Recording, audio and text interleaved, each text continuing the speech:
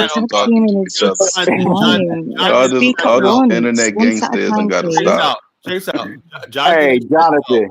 Jonathan, if we see each other in person, we'll be hugging. It was hugging, nice, cool, irrespectful. Why y'all can't bring that shit on the damn platform? Everybody take a chill. Check it out. Everybody take a chill. I want to know from Jonathan and Chantel specifically What I said, that they disagree with. Oh, specifically, give me not general, specifically. I specifically disagree with you saying that LeBron was wrong and that he's not a role model. I'll stand by that 100%. He was absolutely wrong. You'll stand by that, but he wasn't wrong. How was he? Yo, check us out. You're the NBA king, LeBron James, whatnot. The day of the Million Man March anniversary, whatnot. You don't talk about the Million Man March anniversary, right? But you're gonna basically tweet out to millions of your fans and everything what you feel is important to you as LeBron James. That was Big Meech. He could have kept that to himself. I personally got a problem with Big Meech because he killed one of my childhood friends. Wait, he did it. He did it. Yes, he did. He killed Wolf Jones and another brother who I went to school with in junior high school. Yes, he did it. Was in Atlanta, Georgia. Was any of your people in the streets at the time? I'm not saying it doesn't matter. He took a life. So no, it does matter. It does matter. I got relatives that got taken in the streets. So when but they also took other lives in the streets. It is what it is. You deal with the shit. If you're in the streets, you deal with the streets the same way. That's another thing. You don't get no specialty love. This is another thing, Dollar Bill. People think that the street mentality is going to dominate Black America. I'm sorry. If you think that's happening, there's going to be a war. It don't dominate Black America, but you can't get mad at a blood and the Crips killing each other and they're both Bloods and Crips. It is what it is. When Black people get tired of you, when we get tired of you, there's going to be bloodshed in this country, So the bottom line is this. You guys were this, he was in the streets when don't give you the right to take somebody's life. Tell that to his mother. Tell that to his brothers. Listen. And that was the argument that I had initially with Elvis, right? I didn't even mention that at the time because Elvis said to me, well, you know what, Bill? It's not like he killed someone. Yes, he killed a lot of people. And personally, he killed You don't become a drug kingpin without taking lives. He killed two people that I grew up with that were my childhood friends. So I wasn't just speculating. It's on record that he killed Wolf Jones and Grady. I think Dollar Bill, I 100% believe you, Dollar Bill. It's on record. If people choose to live a lifestyle in which you can get killed, yeah, I understand that. You get killed. No, Kyle, let's be realistic. That's like a soldier going off the war getting killed. They killed that dude. No shit. To motherfuckers out here wrong. A soldier's out here defending his country and everything like that. I was telling these guys out here. I didn't tell Elvis this. Destructing our community. I didn't tell Elvis this, but this is what preempted him to get angry, right? Because I didn't fully explain I'm even having this conversation proves my point, right? But when I said when people engage in certain type of in certain behavior in our community, Kyler, when Malcolm X got out of prison, they celebrated his ass coming home too. This is what I'm saying. It's about you gotta get over. You gotta get over yourself. Malcolm X went through a transformation when he went to jail. No. That doesn't change the fact that he lived a lifestyle before he did that transformation. Bottom line, Malcolm X never said he killed anybody. Don't matter. He was a pimp. He was a pimp. He was a pimp. He destroyed the lives of girls. He said it. Let me check this out. Let's talk about. I'm trying to clean up this record for him. He said what he said. The difference, Jonathan, is that Malcolm X came up in the 1940s, right? There was no integration. Lord. There was no opportunity and everything. Young black men like Malcolm X said actually read his book. He said there was nothing but the streets for black men. Big Meech and all these other people came up at a time when you have freaking Reginald Lewis, black billionaire, all these other people, Richard like that.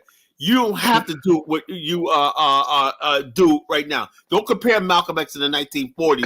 Kyla, first of all, don't try to say what Big Meech grew up and what opportunities he had. I don't buy that. That's bullshit by itself. You know why? Because the bottom line is I know so many drug dealers. They'll tell real drug dealers. Kyla, you had drug dealers in your family. You admitted that. I lost 3 cousins to the streets. What are you talking about? I'm from New York. 3 cousins murdered to the streets, and they'll tell you in a minute. My cousin tell you, this is life I chose. I chose it. Yeah. I knew right from wrong. I chose this life. Real one. Fake ones will get up and tell you, I was my circumstances and all stuff like this. Real motherfuckers will tell you, this is the life I chose. I know the consequences. I know the people I hurt. And one day I'm going to pay for this with my life. They know. They know the game. All right, so what's your argument here? My part is, okay, and since they know that, right, we as a culture got to put that in perspective, right?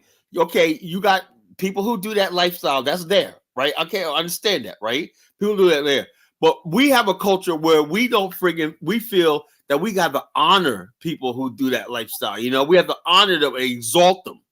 That's something wrong. Because they made Kyler, money. we also have a culture in which we feel that we could tell another person what to say and what to do, what not to say. There's something wrong in the black. And you do it in that shit right now. Oh, there's something wrong. Just like Dollar Bill earlier was saying that LeBron should not allow his child to go ahead and just go to the NBA. He should maybe go to college and get it. Well, you said some weird shit like that. No, I didn't. At the end of the day, who the hell are y'all to be talking about what another grown man should be doing with their children?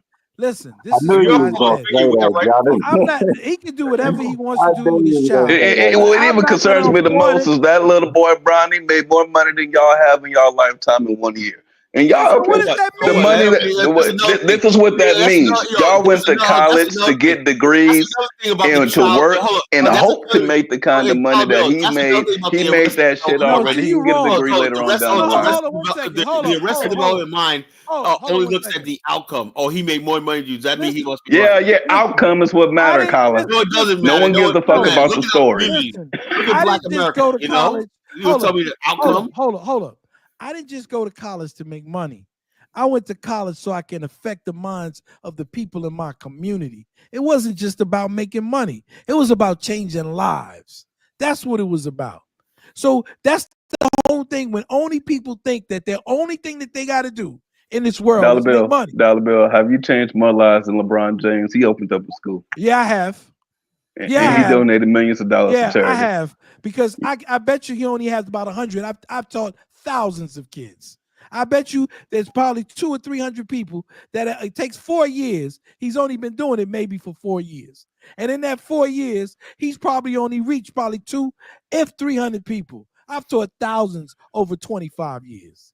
I have. Yes, I have. Well, Dollar Bill, I disagree with that, though. I disagree with that shit like a motherfucker. But that's okay. Congratulations, Dollar Bill. You did a great thing. He did a great thing too, and he's a billionaire. But I didn't have to be a billionaire. See, that's the problem with black folks. But Dollar Bill, we gotta wait for other people to be billionaires to do something to get off our ass and be responsible for our own community. We gotta wait for somebody else to do it. We gotta wait for hold on a second. Everybody's waiting for reparations. I got a problem with this. I got a problem with this. First of all, stop saying that dumbass lie. People go to work every day, Kyla. You telling me they're waiting on the reparations check while going to work? Oh, the bottom line is this. Lie to that bullshit. You know how stupid you sound when you say that shit. Look, check us out, Dollar Bill. Check us out. In California recently, you have grown ass, dusty ass men bum rush the Capitol, where he attacked Black Congress. God bless them. That's not true. Those guys, some of them are professionals, some of them are working. Just on the internet yammering. You look at these type of dudes. They're 40 years old, but in their face and everything, they're only 15 years old. They're fighting for something that they think is rightfully theirs. You can't knock. And your ass ain't willing to fight for a damn thing, Colin. Education instead of getting not a good example. Going for their own bread and building something like this. They're basically saying we should be bum rushing the Capitol. Yeah, you should be, but Kyla, your ass didn't bum rush when you was at that Million Man March. Y'all should have raised hell on the damn Capitol. Hey, one second, you went back home and accomplished nothing, as I always like to say. Hey, one second, Carla, please. Let me come in here real quick, Carla. Look, I was saying this with Jonathan. That's like somebody owing you a gang of money. You just sit back and be like, okay, like a punk, like a coward. You ain't gonna say nothing. You ain't gonna do nothing. You gonna say that's fine. The bottom line is this, right? You guys can talk all the stuff you want right now. You have no power. You have no, and then you Kyla, you have no power. You know what I'm saying? Kyla, just power, because you can't get shit done, that don't mean the rest of Black America is in the same position as you. I got everything I need in life. You don't. You don't, bro. Kyla, you don't. Kyla, you don't. Stop lying to the platform. Stop lying to yourself. Let's leave it be, bro. Let's leave it be. Let's not have another argument. If you want reparations, Look, Dollar that's fine. Bill. I don't have a problem with that. Dollar Bill. Are you going to get it? No. You know, Dollar Bill. Kyla, 1 second. Let me say Kyla, it you for you, are the Dollar Bill. very same person that said that LeBron, Black people right? should do something about the Atlanta child murders. Your ass ain't done a damn thing yet. Well, say something. Well, stop complaining when you guys always talk about. You stop complaining. You made a whole damn show about the Atlanta child murders. Have you went to Atlanta and stood up for them people yet or no? You haven't. That's why You're talking all the time. I don't They're care. acting. You talking. I don't want you like it. The Africans, what they say about you guys for the Black American was like they're absolutely 100% right. You guys are late. And you don't. Tyler, you don't got to go all the way there. That's the shit that we're trying to get away from. Enough of what they believe in. You're complaining about things and you're not doing a damn thing to change. It's not Black America. It's the people who are the loudest voice in Black America. A bunch of bums. You know, Kyla, you are the loudest person on this platform. I'm not the loudest person. Keep speaking for yourself, bro. Go out there and whatever like that. You know, the bottom line is you got to go out there and make it yourself and everything like that. When the bottom line is this, I came up coming up here cleaning your clocks. You know, now cleaning your clocks. That's a fucking shame. You know. You see, that's a fucking shame. You're the very person that's talking all this Pan-African shit. 1 minute you're Pan-African, next minute you're not Pan-African. 1 minute you push the BIO, one Afghanistan. The next minute, man, I don't give a fuck if that shit worked out or none of that shit. I don't care about myself. I'm on my way to being a millionaire. Most of the people in the BIO are Africans. People have. You're not new to this platform, Colin. Your words stuck. The fact of the matter is. When people from like other countries, like even Asians, when they learn about the beer, that's a good idea, Baba. Bro, what happened to Ubuntu, bro? What happened to Ubuntu? That Ubuntu shit ain't real. Stop it. Yes, it is. That shit ain't real. Oh, I can't do that on so-called Black Americans. So they're wasting freaking time. I am not trying to recruit no Black people from America, you know. No problem. Don't recruit us, but you failed in Africa already, Kyla. Everything I said, I meant, you know. You let gay people run away with your organization. They're pushing that shit harder than you. You failed, brother. The average Black person in America. Jonathan, chill out, bro. Let it be. You know this is a full moon, right? I think it's one of those harvest moons. This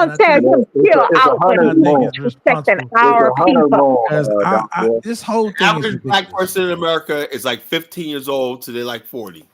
Okay, let me read this right. Colin, that's why you got married at the very tail end of your life. Just now mature. Can I say something right quick? I want you guys to be knowledgeable about something.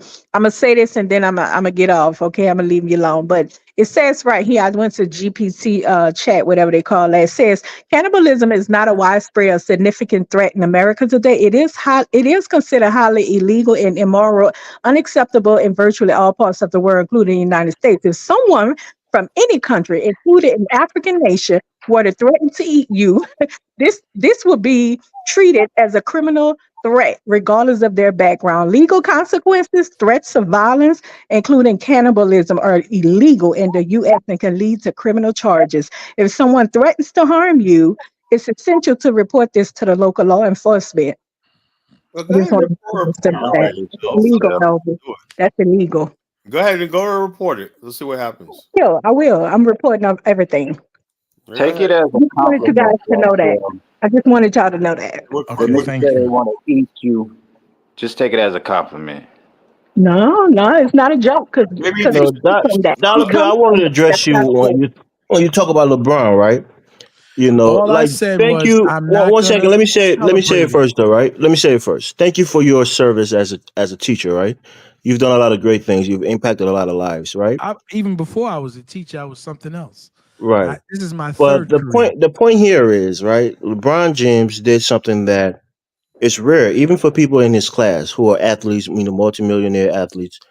He started a school and he pays, I think, over 100 scholarships to kids who go to college a Beautiful. year. I agree with that. Every That's good. year. So he's done a lot of great things as an athlete who never went to college, who many would think would not have the wherewithal to think in that in that direction. Well, So he's done a lot of great things. why would a 40 So year I old took man? offense. I took offense Hold to on. it when Colin said that he Why would a wiped 40-year-old man? everything that he did away by just saying "Welcome home, Big No, Meech." First of all, I LeBron is disagree not with that notion. He's done a LeBron. lot of great things that can't be LeBron is wiped away part of a by a charter what tweet. are we talking No about one's here? canceling LeBron LeBron is James. part of a No one's charter canceling school. LeBron James. The We're just same way talking about P. Diddy is. Colin said that LeBron wiped everything that he did away yeah, but because he wiped his he said credibility "Welcome home, away. Big That's Meech," his and I opinion. took offense to that. Credibility away. That's his That's opinion. all he said was welcome home, Listen, Big Meech. add that on as just Yeah. one of the dumbest statements he's ever Well, made. what, It like a doesn't tweet stop or there. something? Guys, what I is could it see if about? you threw him like This a is what I'm party saying. and all that, but What is just it like a about little people? statement, Listen, that's not a big all deal. I said was, and I'm going to reiterate, I don't think that I should celebrate it as if it was a monumental thing. Maybe he feels in his mind that it's a monumental thing. Why would a That 40 him year and old his man? son What's a plays with monumental him. thing? That him and his son are playing basketball together. If that's what makes him feel good, It's the first fine. time it's happened in the history of the NBA. It's pretty monumental in his field, in his profession. Listen, I've been following the NBA all my life, and honestly, I don't care. And I don't. That is a big thing, though. Well, I just don't really. You know what it is? I just don't care. I don't care about it either, but it is a big thing. And if it's big for people, it's not big for me. But if it's big for them, wonderful, wonderful. Dollar You Bill, understand? I That's all I'm 100% saying. agree with you. It's not big to you. It really ain't big to me. But you're doing the very thing that Chantel just complained about. You're complaining about a guy. No, maybe that's not what I complain about. Maybe that's a big thing to him. It don't matter what's big to you, but big to him. But I'm not talking about him. I'm talking about in terms of my people, right? And so in terms of my people, it does nothing for us. If it makes him feel good and it makes his son feel good, so be it. I'm not Dollar against Bill, it. it may No, do you were making fun of him for being 40-year-old and still playing basketball. But a dad and a son in the NBA at and the I've been same doing that time, for years. playing at the same time, And you know why? It just shows other people in the I don't give world a fuck about that none of we that. as black men are petulant children. That's By what playing sports. Is that what you're saying? By playing sports? At 40 years old, yes. No, Dollar Bill. He's making $55 million a year. He makes more money than most black people will see in their lifetime. Dollar Bill, you got to come out of this using that money to nonsense. uplift other black people in his community. That's why I say Bottom line is, Dollar Bill. he is. We just told you he has scholarship.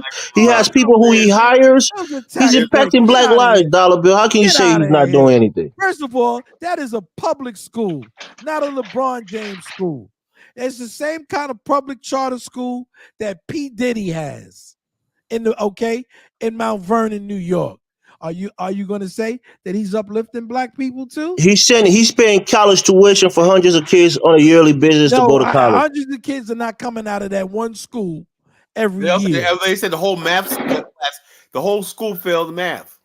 Exactly. What I'm listening to right now is two black men trying to tear down another You're black trying man. to tear down LeBron, bro. He's done a lot of great Ubuntu. things, man. We can't say nothing, right? Because he's a sacred cow. So we can't say nothing. I don't give a You damn guys are about hitting. LeBron. You guys are hitting on But him you hard, sound though, like bro. a bunch of fucking And to haters try at to this shame point. him for playing Come sports on. when he's making tens of millions and Because he hundreds made of a millions damn over a career. tweet. Come on, man. Again with that bullshit about how much money he's making. That's generational wealth. That's going to be in his family for many, many The generations. very thing Most that people who y'all got up here a talking about, we PhD, got to do most this, people we who got got a to do that. PhD is not going to do anything. What does that do for the rest of our people in America? It don't matter. That's one black family that's going to be wealthy and comfortable Who the hell and said empowered to LeBron do woke things up for and other said black he people. wanted to lead How's all that black gonna people? affect my life or other black people's lives? It affects a lot of black people's lives around him. He has people LeBron he's hired. James is married to a black woman that has black children who will grow up and have black children. That technically does do things for black people.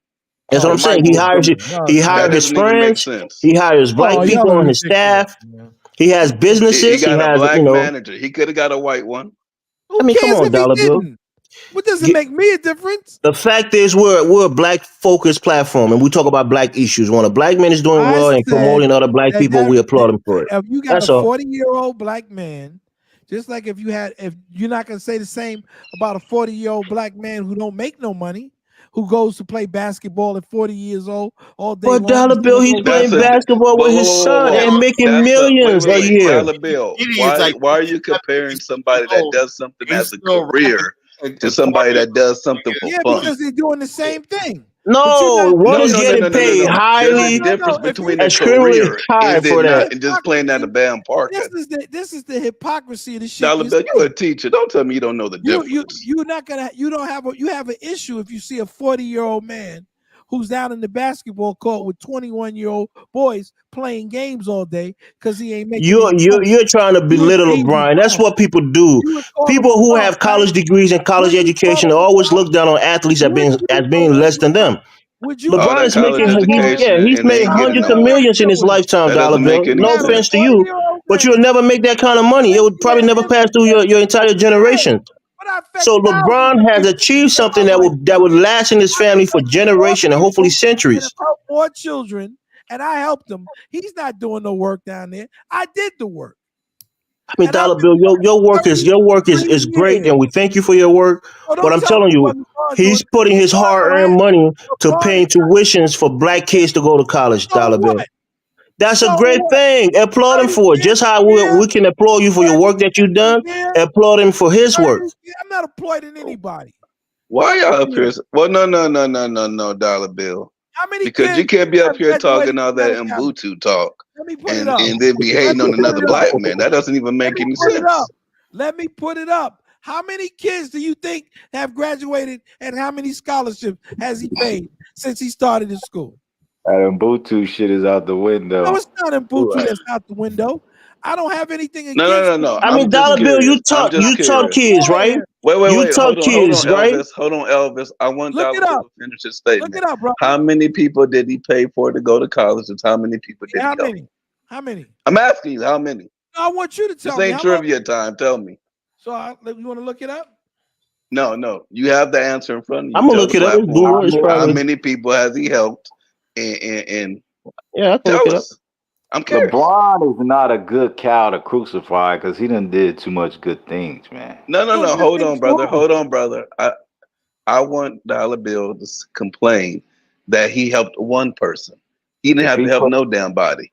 It's not his obligation to do so. He's helping himself too. You think he's not helping himself by getting a tax break from helping other people? You can't crucify him. At the end of the day, Dollar Bill, as a person in business, I can get a tax break by just hopping on a fucking airplane. I ain't got to give no money to no damn nonprofit or to no damn school. So Dollar Bill, it says that he has given. To do so, he's done. Yeah, one second, Jonathan. It says he's given 193 scholarships to the kids from his I Promise school. 193 scholarships to college. Has given 100 and not less than 200 scholarships to City College, in Cleveland. Say that again? The billionaire who you said you want me to have my shorts and tight for. No. Specifically from that school. Read the other parts of it. There are other scholarships there too. Just from his school. 200. To City College in Cleveland, Ohio. To what? The University of Akron? Hold on. Dollar Bill, you knocking that? I'm not knocking it. Well, you think he should have done more? No, I'm not saying that. I'm saying to you. Well, you said the billionaire as if he got so much money. He should be doing way more than that. He's a billionaire.